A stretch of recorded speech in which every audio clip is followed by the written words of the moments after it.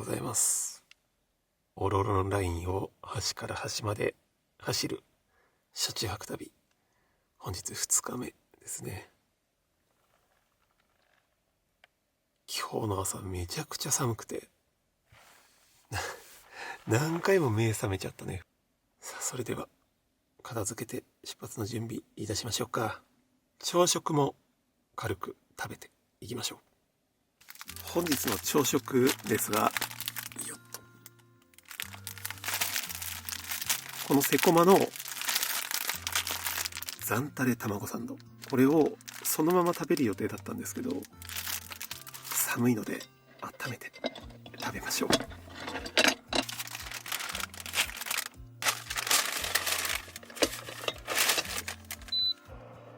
でも今日も外すごい天気いいね。雲一つない快晴という感じだと思います。まさに秋晴れでしょうかね。そういえば昨日食べ忘れてた缶詰があるんだよね。日本北海道産北海道サーモン鮭って書いてますね。白鮭の水煮でございます。で、作ってるのは石狩の佐藤水産、おにぎりのとこだね、サーモンファクトリーの工場だと思います。まあ多分復刻版なんでしょうね。じゃあこれも食べましょうか。ではいただきましょうか。すごい脂が乗ってそうだね。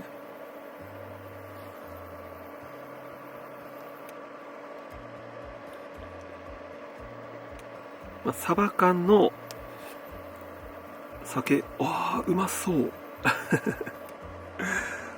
サバ缶の酒バージョンですよ。じゃあいただきます。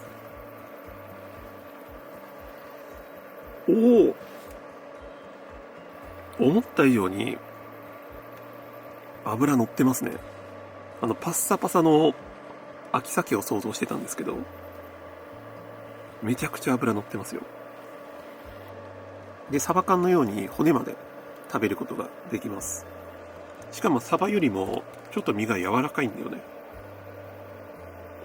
美味しい。すごい美味しそうなサンドイッチですよね。ホットサンドイッチですね。ではいただきます。美味しい。味はてりたまホットサンドっていう感じかな。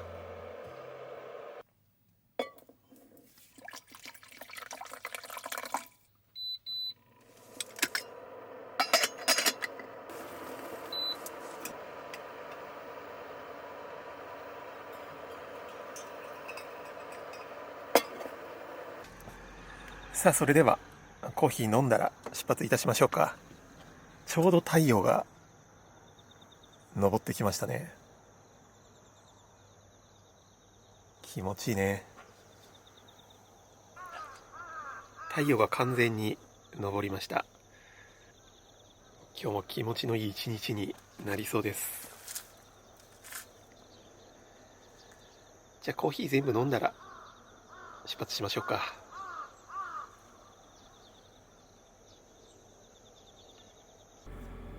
では出発いたしましょう。で、この後なんですが、この海沿いをどんどん北上していきます。またオロロンラインひたすら走っていきましょうか。さあ、2日目出発でございます。この後は寄りたいところ何箇所かあるんですが、まずはオロロンラインに出ましょう。もうこの正面の道がすぐオロロンラインですね。ここに書いてるよね。果たしてこの道はどこまで続いているんでしょうか。で、オロロンラインに入りました。で、今日1箇所目なんですが、ちょっとオロロンラインからは外れるものの、日本最北の水田に向かいたいと思います。日本で一番北にある水田ですよね。同じオロロンラインでも留萌とか小平のあたりと違って、この辺は道作りやすそうですよね。断崖絶壁沿いに道を作ってるわけではないので、工事の難所という感じではなさそうですよね。お、牛もいるね。で、日本最北の水田はここを右に曲がるみたいですね。オロロンラインからは少し外れます。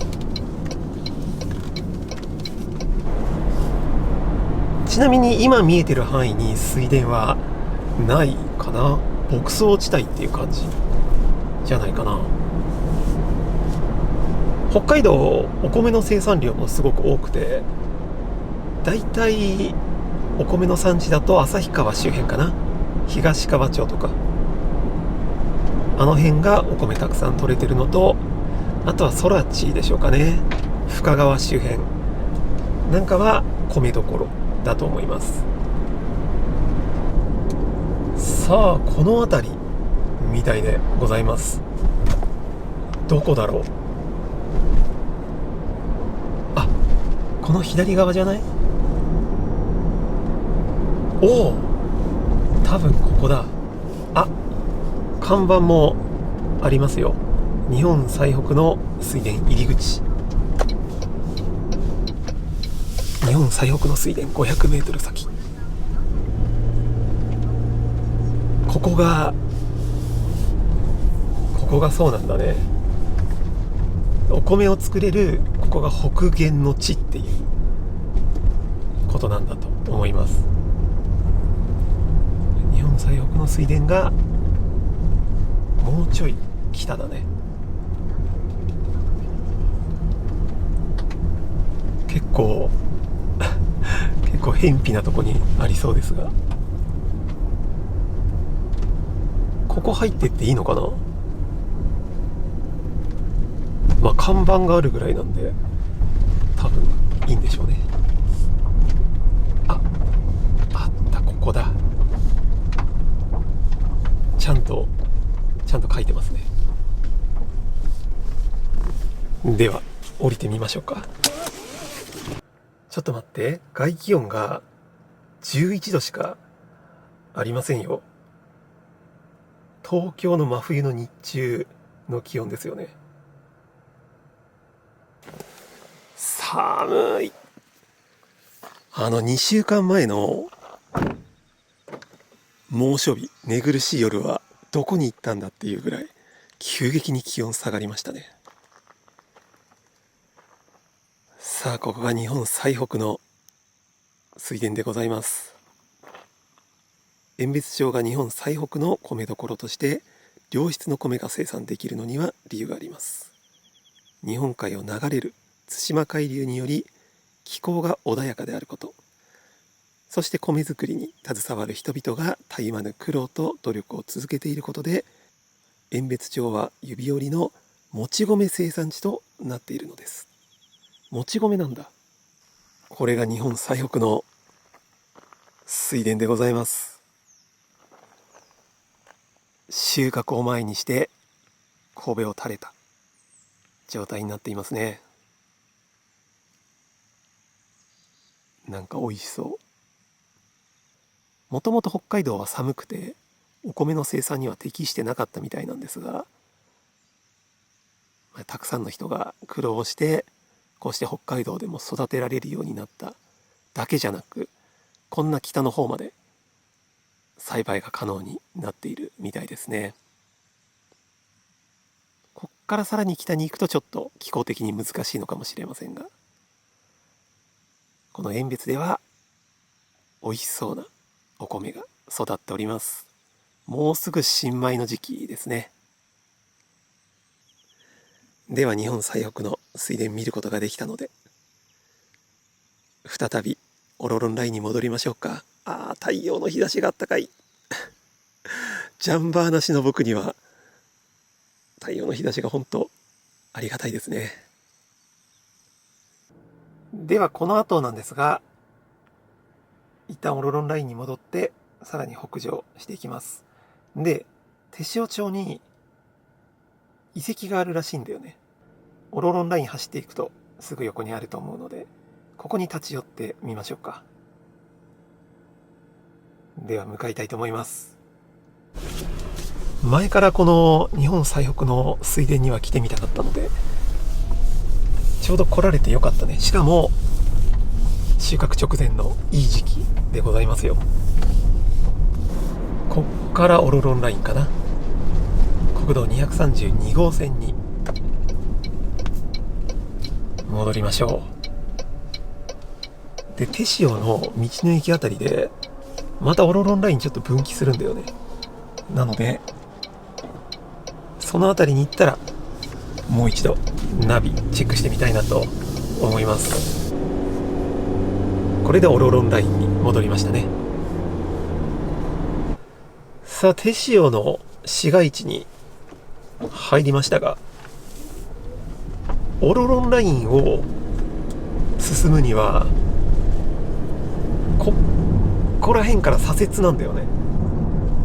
今この左にあるのが手塩の道の駅ですよね。ここを通り過ぎてから左折すると多分オロロンラインを走れるんじゃないかなと思っています。ここかなあ、ここまだオロロンラインだもんね。多分ここだよね。こっからまっすぐ行くと手塩バイパスと書いてあるので、おそらくオロロンラインはこっちじゃないかなと思います。さあどうだ何も表示されない。あれ、オロロンラインが一旦途切れるのかな。多分海沿いの道はオロロンラインだと思うんだよね。あ、こっからオロロンラインになった。なんで今の信号一つ分の区間はオロロンラインが途切れてるっていうことなんじゃない？そんなことあるんだね。で、ここから先は海沿いの道ですね。さっき言ってた川口遺跡はもうこのすぐ先にございます。ここからは道道106号線がオロロンラインになります。で、川口遺跡が多分ナビによるとすぐそこですね。多分ここだ。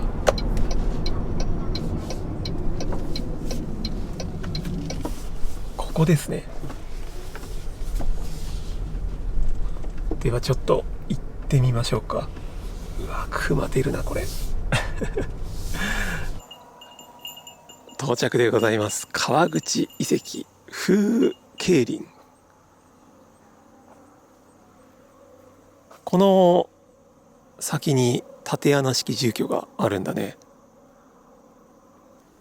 ここの前の道は燃える天北オロロンルートなんだね。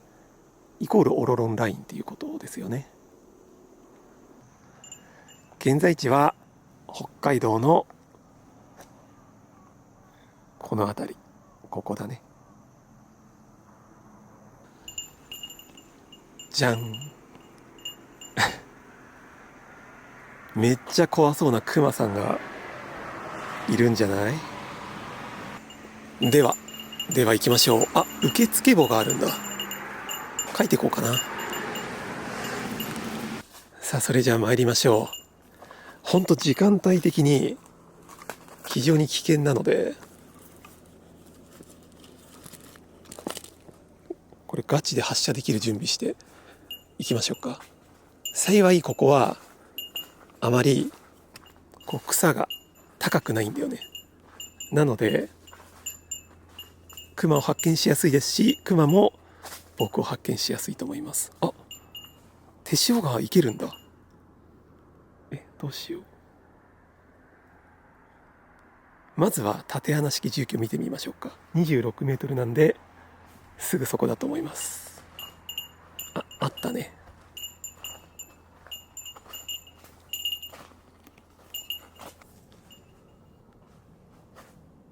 川口遺跡。この遺跡は北海道天塩郡天塩町安佐川口汽船1号から3号あたりまでに広がるものである。230基以上。ここにめちゃくちゃ人が住んでたってことですよね。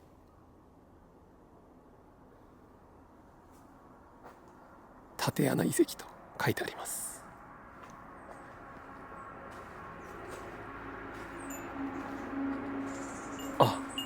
中見られるようになってるんだ。暗い暗いけどちょっと見えますかね。結構ここから下に降りるようになっていて、竪穴式住居なんでね、結構掘って上に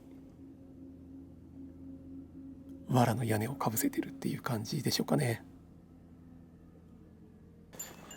これを持って改めていきましょうか。さあ今度こそライトをつけていきましょう。よっと。見えるね。で階段になってるね。よっと。かまどがあって、ここで火を焚いてたんでしょうね。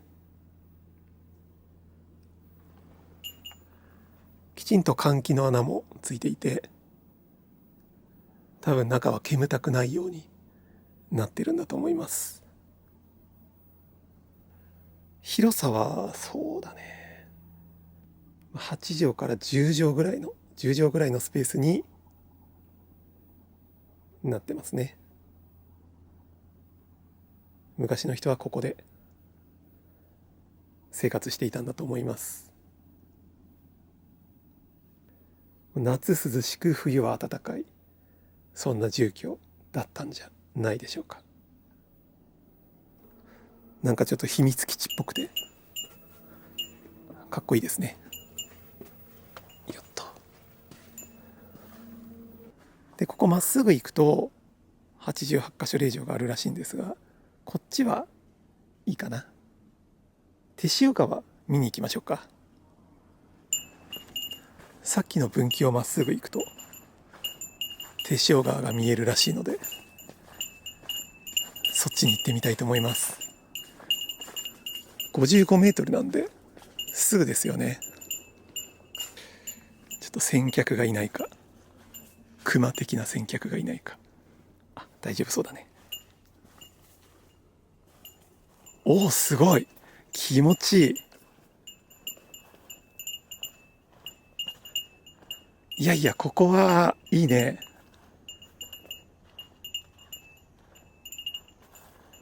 なるほど。あそこに竪穴式住居を作ったのは、この川の水を使いやすいようにってことなのかな。こっから下に降りれるようになってるね。めっちゃ滑るけど怖い怖い。で今 Google マップ見てみたら、どうやら天塩川はこの天塩町のこの先で海とつながってるみたいですね。なのでここが一番最後の地点ということになるんじゃないでしょうか。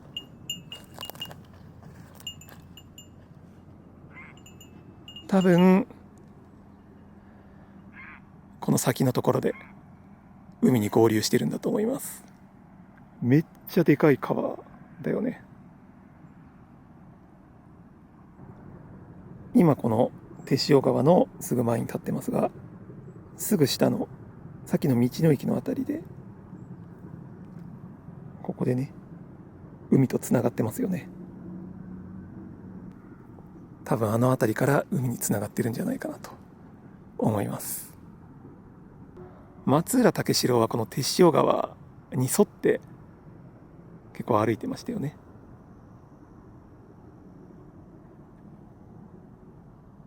その最終地点がここみたいでございます。ではこの後はオロロンラインをさらに北上していきましょう。あそこに見えているオトン類発電所かな、風力発電の前を通っていきたいと思います。それじゃあこの後は昨日 Google マップで見た感じだとオロロンラインの終点はこの辺りじゃないかという場所を目指していきたいと思います。多分この辺がオロロンラインの北端じゃないでしょうかね。さっき手塩川を眺めながらふと松浦武四郎どっから上陸したのかなっていうのが気になって調べてみると、川口遺跡から1キロ2キロぐらいのところに松浦武四郎の足跡があるらしいんですよね。宿営地があるらしくて、ちょっとそこに立ち寄ってから行きましょうか。じゃん。あ、なんか看板もありますね。では車を止めて行ってみましょうか。ここが駐車場かな。僕ここ初めて来ますが、ほぼオロロンライン沿いにこんな気持ちのいい公園あったんだね。で、あそこから手塩川が海とつながってるんじゃないでしょうかね。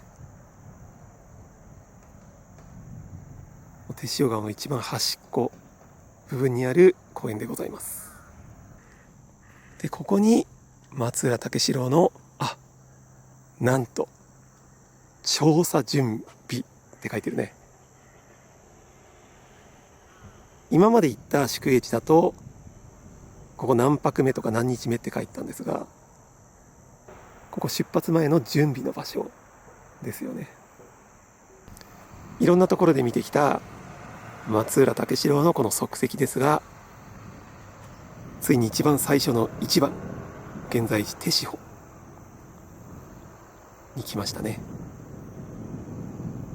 ここが手塩川と海がつながる場所で、こっから松浦武四郎は上陸してずっと手塩川沿いを歩いていったんだと思います。ここに書いてある現在地は探査1日目に宿泊したと推定されている迫海市、手塩町迫海市です。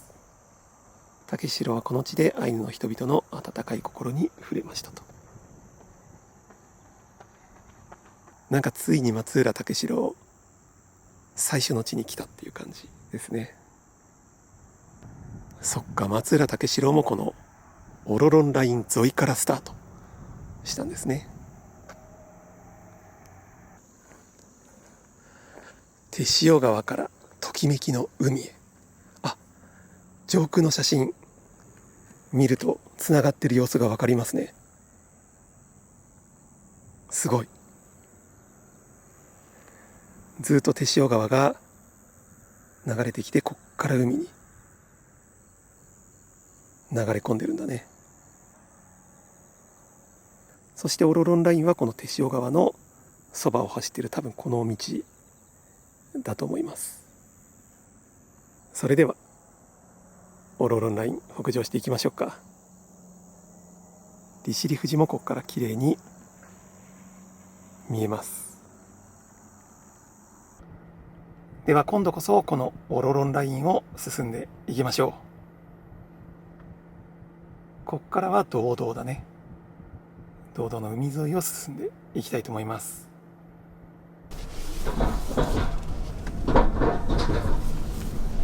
こんなオロロンラインの横に綺麗な公園があったとは今まで知りませんでしたね。さあ、幌延町でございます。留萌管内最後の町ですね。で、ここからオロロンラインといえばこの道っていう気持ちいい道になりますよね。風力発電が連続して並んでいるルートでございます。この道沿いで写真撮ってる人めちゃくちゃ多いので、多分オロロンラインといえばこの道を想像する人も多いんじゃないでしょうか。結構トラックも多く走るので、そこそこ賑やかな道だったりします。こう誰もいない辺境の地っていう感じではないんですよね。でこの先に駐車スペースがあるので、そこ止めてみましょうか。ここだね、サロベツ駐車公園。利尻富士を望むサロベツ原野駐車公園ですね。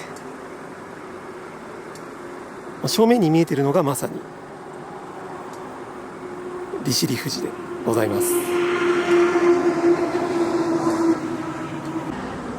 それではこのままこの道だね、オロロンラインをずっと北に走って北の端っこを目指したいと思います。雲一つないので、この後も気持ちのいいドライブできそうですね。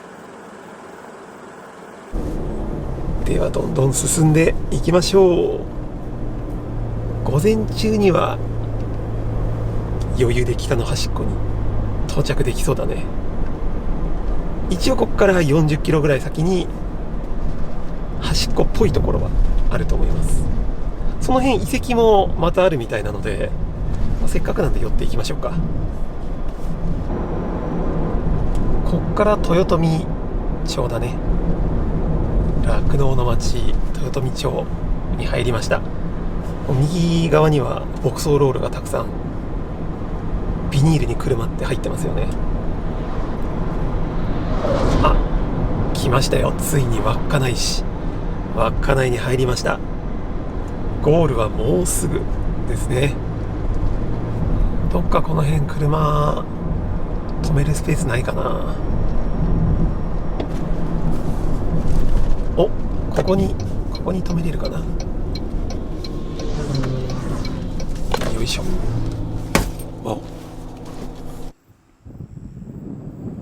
この辺が一番利尻富士に近いポイントですよね。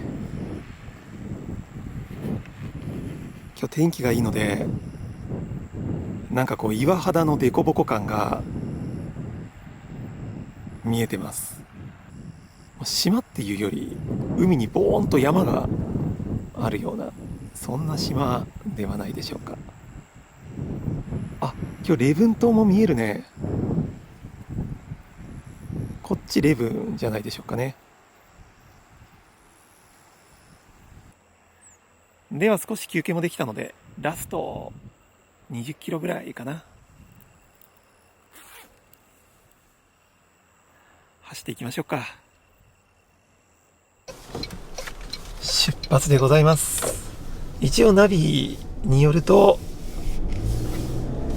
あと11キロぐらいでオロロンライン最後のポイントらしき場所に到着すると思います。あ、そのちょっと手前にある遺跡に設定してるんだっけね。この辺にさっきちょっと話してた遺跡があるんだよね。あれじゃない？正面にある山の上にある岩みたいな、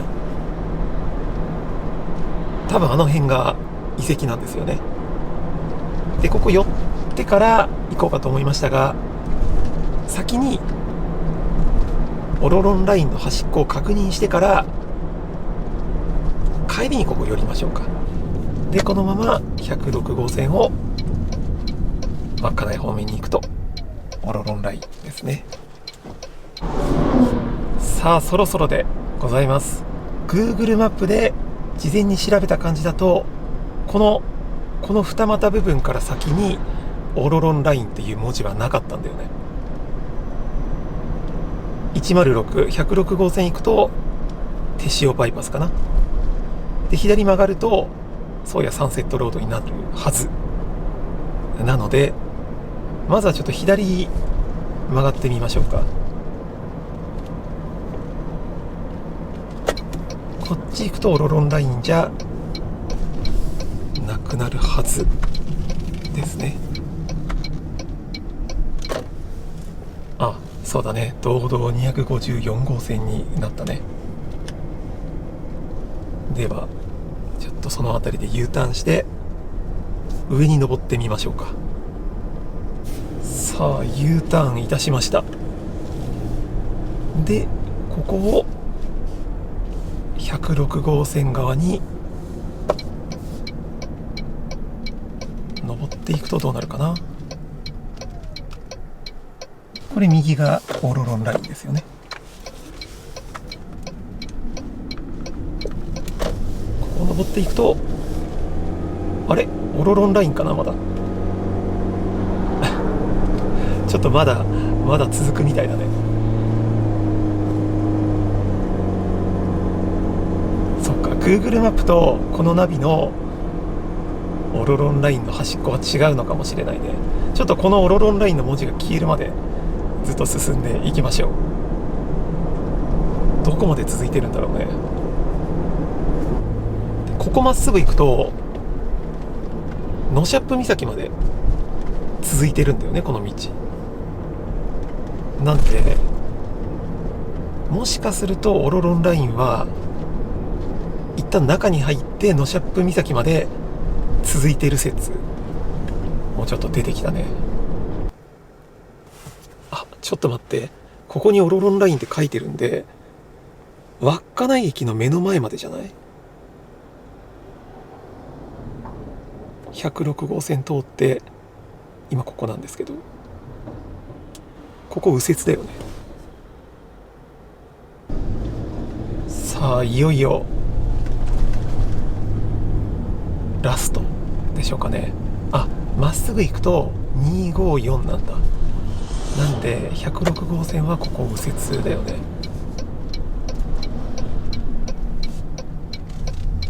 さあどうなるんでございましょうか。まだここはオロロンラインですね。でここで突き当たるんで、ここでオロロンラインが終わりの可能性が大です。一応左曲がってみようかな。駅前を左行くと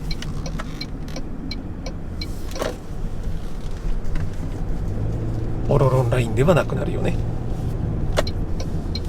じゃあ再び稚内駅前をまっすぐ行ってみましょうか。さっきこの右から来て右がオロロンラインだったんですよね。ここまっすぐ行ってオロロンラインじゃなければここで終わりですね。どうだ。あ、稚内国道になった。オロロンラインの端っこ見つけましたよ。稚内駅だったね。稚内駅前の交差点がオロロンラインの端っこだったということだよね。ついに見つけてしまいましたよ。では稚内の道の駅に行きましょうか。ここが稚内駅で、あそこがオロロンラインの端っこだね。ちょっとせっかくなんで行ってみようかな。昨日の昼前に小樽駅前のオロロンライン南側の一番端を出発し、本日昼前約24時間かけてたどり着いたのがこのオロロンライン一番北の端、稚内の駅前でございました。もうまさにここですよね。このポイントがオロロンラインの一番端っこということになります。いや、オロロンラインの一番北がこんなところだったとはね。ナビによるとですよ、トヨタのナビによるとここがオロロンラインの一番端っこでございました。ということで今回の目的はもう達成でございます。せっかくなんでこの稚内の道の駅で何か食べていきましょうか。あ、レモネード美味しそう。ブレンドコーヒーの M と、今回のオロロンライン端から端までだいたいこんな感じだよね。今の稚内駅から小樽駅までなので326キロ、海沿いをずっと走るとオロロンライン踏破という感じになると思います。でこの後なんですが、少し戻ってさっきちょっと見た遺跡に立ち寄ったり、あとはこの幌延の展望台に立ち寄りつつ、またオロロンラインを南下して戻ろうかなと思ってます。ここもちょっと気持ちよさそうですよね。じゃあここで注文したコーヒー飲んだら行きましょうか。レモネード美味しそうだね。爽やかで美味しい。今日すごい喉乾いてて飲み物2つも頼んじゃいましたよ。じゃあ出発前に、あんまりまだお惣菜売ってないと思いますが、相沢食料品百貨店でお昼ご飯買ってから行きましょうか。ここオロロンライン一番端っこの角地にあるスーパーなんだね。まだお惣菜コーナーそんなに品物並んでないと思うんですが、なんか買って後で食べましょう。まだお惣菜コーナーはそんなに充実していなかったので、なんだっけ、ご当地スーパーグランプリ、なんかお弁当部門の1位ですよねのお弁当を買ってきました。これは帰りどっかで食べようかな。さあそれではオロロンラインの端っこからまたどんどん南下して帰りましょうか。ちなみに今回僕の車載のトリップメーターで小樽駅から距離測ったんですが、途中ちょこちょこ寄り道したっていうこともあって344キロになってます。帰り道立ち寄りポイント1つ目が抜海岩影遺跡かなでございます。さっきちょっと見えたところですね。だいたい16キロぐらいなので移動したいと思います。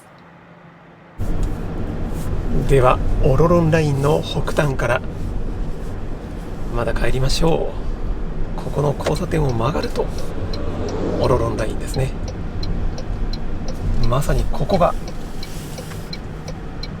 一番端っこということになります。さあ抜海の市街地ですね。そろそろ遺跡に到着だと思います。この左の多分これだと思うんで、駐車場はどこかな。神社に車止めるのかな。ちょっとここに車止めて行ってみましょうか。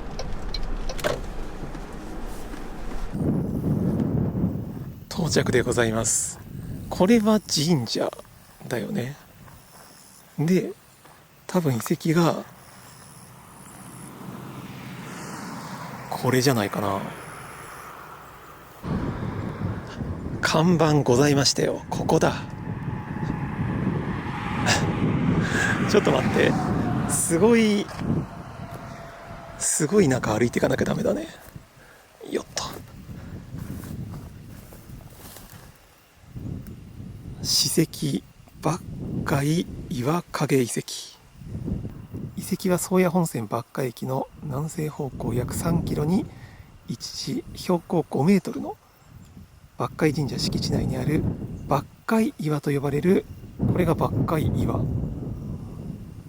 なんでしょうね。地名はアイヌ語の抜海ペ、子を背負うものに由来しています。この辺り草がすごいので近寄ることはできませんが、ここが抜海岩影遺跡みたいだね。神社側からぐるっと回るともうちょっと遺跡近づいて見えるかもしれないね。これが抜海神社だよね。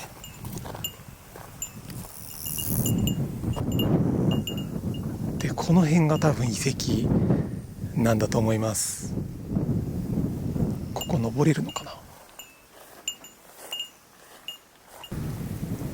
わ、アリとマダニみたいのが喧嘩してる。ちょっともう進むのやめとこうかな。というわけでこれ以上登れそうもないので、ここから遺跡を見て終わりにしたいと思います。これが抜海岩影遺跡なんだね。しかし変わった形の岩ですね。なんでこんな形になったんだろう。ここからは利尻富士も見え、気持ちいいポイントだね。オロロンライン沿いにある遺跡でございました。こっから見るとあの岩は結構スカスカだね。中に入れそうな感じします。ここもそうだし、こっちも入れそうなんで、もしかすると昔の人はここを拠点にしてたのかもしれないね。すぐ目の前海なんで漁もできるし、高さもあるんで敵が来た時は確認しやすいということもあって、ここを利用していたのかもしれません。それではこの後はオロロンラインをさらに南下し、だいたい40キロ先にある幌延ビジターセンター展望台に行ってみようかなと思います。では出発しましょう。でもこんなところに遺跡があるとは思いませんでしたね。オロロンライン南下も結構気持ちいいですよね。右側に海が見えて、で橋の方に映ってると思いますが、利尻富士も右手に見えるので、なかなか気持ちのいいドライブができるルートでございます。あった、幌延ビジターセンター、ここですね。トナカイ牧場もあるんだね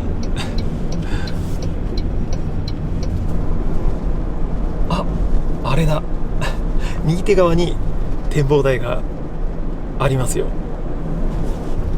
到着でございます。ここが下サロベツ原野園地。左がビジターセンターなんだ。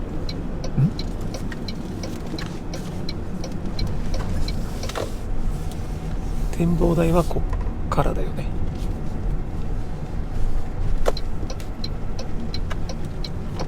わ、すごい。かなり登るね。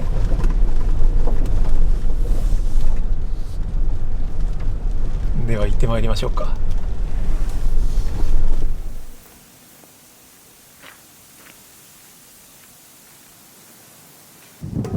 結構上まで行くには体力使いそうな感じしますね。わ、下怖っ。透けて見えるから怖いね。ここが頂上だ。おお、気持ちいいよ。サロベツ原野が一望できる展望台でしょうかね。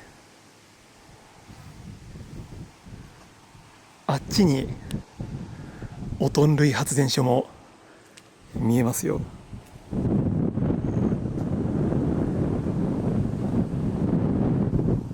多分向こう側に見えるのは海じゃなくてパンケ沼だったかな、じゃないかと思います。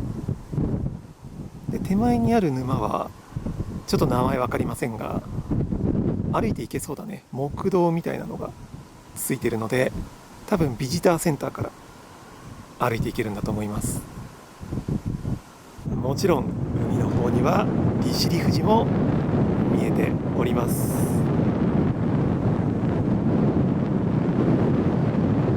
じゃあこの後ビジターセンターから木道をちょっと歩いて、あそこの沼のあたりまで行ってみようかな。では降りましょうか。高い。落ちたら一発アウトですね。風が強いので吹き飛ばされないように気をつけていきましょう。結構気持ちのいい展望台でしたが、今まで僕ここの存在を知らなかったね。ここが幌延ビジターセンターだね。利尻礼文サロベツ国立公園、ラムサール条約湿地サロベツ原野。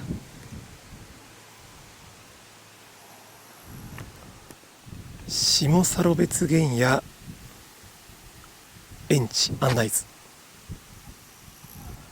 さっき見えてた沼が長沼だね。この展望デッキまでは行きたいね。で、上から見た大きい沼がやっぱりパンケ沼ですよね。わ、すごい。沼、場所によっては深さ3メートルもあるんだね。じゃあどんどん奥に進んでいきましょう。展望デッキまでは行ってみたいね。朝すごい寒かったけど、だいぶ気温が上がってきて暑くなってきましたよ。もう25度近くあるんじゃないかな。八街湖。八街湖とは湿原の中にある自然にできた壺型の穴です。あ、これだ。ここ落ちると多分上がってこれなくて死んじゃいますよ。3メートルあるらしいんで怖いね。いや、湿原気持ちいいね。誰もいないので大自然を独占してるっていう感じでしょうか。ただ湿原なので若干湿度は高めでしょうかね。風が吹くと気持ちいいので涼しいんですが、ややムシッとしております。あ、長沼が見えてきたね。展望スペースまではもうちょっとだと思います。最後の方ちょっと木道細くなりましたね。大丈夫かな。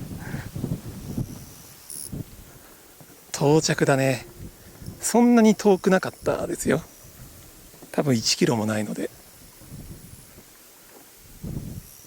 すぐだと思います。あ、ビジターセンターから700メートルって書いてるね。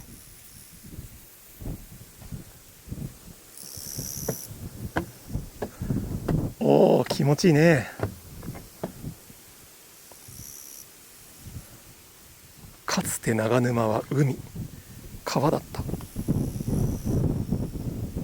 サロベツ原野は7000年前まではサロベツ湿原センター周辺の丸山周辺を除き海としてサロベツ湾を形成していました。へえ、ここ一帯海だったんだね。で、一部陸地化が進んで4000年前パンケ沼が形成されたと考えられています。その後手塩川の河川だった長沼が河川から離れ河道跡となり現在に至っていますということなので、ここに図がありますよ。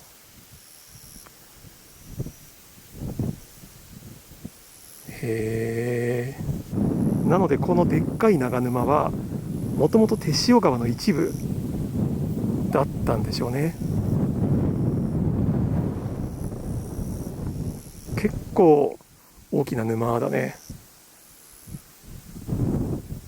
で、こっちからは利尻山、マウント利尻を見ることができます。正面にありますね。通称利尻富士でございます。今回はよく見かけますよね。ではサロベツ原野ゆっくり堪能したのでオロロンラインに戻りましょうか。北海道らしい大自然を楽しみたいという人には、人も少なくておすすめのスポットではないでしょうか。オロロンラインから5分ぐらい内陸側に入るとございます。じゃあお腹空いたので戻ったら、さっき買ったお弁当でも食べようかな。もうお昼なので食事にしようかなと思います。お腹空いたんですが、どこで食べようかな。手塩川の朝行った公園で食べましょうか。松浦武四郎の1日目の宿営地、公園で食べようかな。で、電子レンジがないので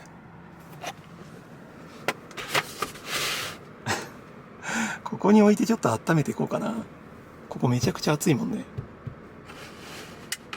じゃあ太陽光を使って少しお弁当を温めておきたいと思います。では公園に向かいましょう。お弁当ブレーキかけたらお弁当飛んでっちゃったりしないかな。大丈夫か。このサロベツ原野が一望できる展望台、めちゃくちゃ良かったね。特に人が少ないので最果て感を味わいたい人にはいいんじゃないでしょうかね。オロロンラインからも近いと思います。4キロぐらい内陸に移動したところにあります。さあ戻ってまいりました。オロロンライン、こっから15分ぐらい走ると朝の手塩川沿いの公園に到着いたします。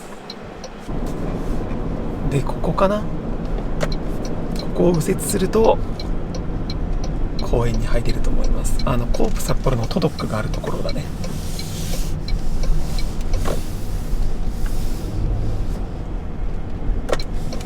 来ましたよ、手塩川。いやいや気持ちいいね。じゃあここに車を止めてお昼ご飯食べましょうか。